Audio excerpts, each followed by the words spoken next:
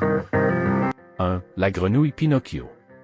Commençons par la grenouille Pinocchio, découverte en 2008 en Papouasie-Nouvelle-Guinée.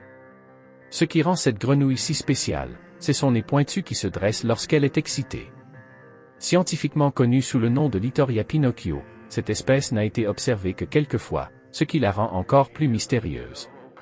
Son nez unique est probablement utilisé pour attirer des partenaires ou communiquer avec d'autres grenouilles.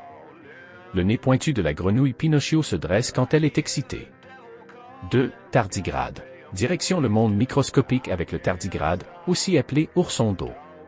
Ces créatures mesurent moins d'1 millimètre de long mais sont parmi les organismes les plus résistants de la planète. Ils peuvent survivre à des températures extrêmes, à la déshydratation, aux radiations, et même au vide spatial. Les tardigrades sont capables de passer en état cryptobiose, un état de dormance où toutes les fonctions métaboliques cessent presque complètement. En état cryptobiose, les fonctions métaboliques des tardigrades cessent presque complètement.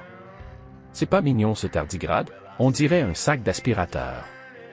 3. Le calmar vampire. Continuons avec le calmar vampire, Vampirotuti infernali, une créature des profondeurs marines qui semble tout droit sortie d'un film d'horreur. Ce calmar vit dans les zones aphotiques des océans, à des profondeurs où la lumière du soleil ne pénètre pas. Il possède des filaments sensoriels rétractables et peut produire de la lumière grâce à la bioluminescence pour effrayer ses prédateurs. Contrairement à son nom, il ne suce pas le sang, mais se nourrit de matières organiques en décomposition. La bioluminescence permet au calmar vampire de produire de la lumière. 4. L'onychophore. Ensuite, explorons le monde des onychophores, ou vers à velours.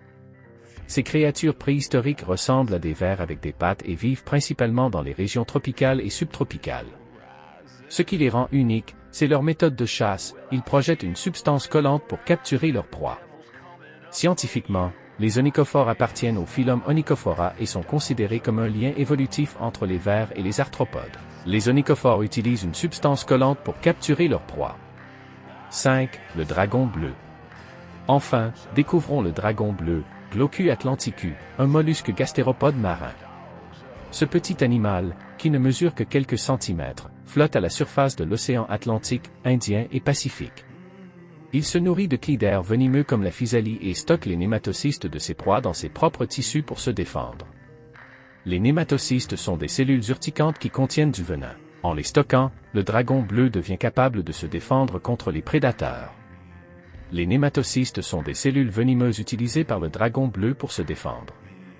6. Le dragon de mer-feuille. Plongeons maintenant dans les eaux au large des côtes de l'Australie pour découvrir le dragon de mer-feuille, Phycodurus sec.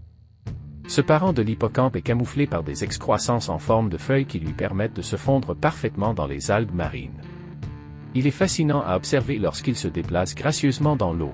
Les excroissances ne sont pas utilisées pour nager, mais uniquement pour le camouflage. Conclusion, c'était le docteur pour vous chers Padawans. Retrouvez toutes les vidéos sur mon site internet, ainsi que des fiches pour des étudiants en biologie. Bien à vous.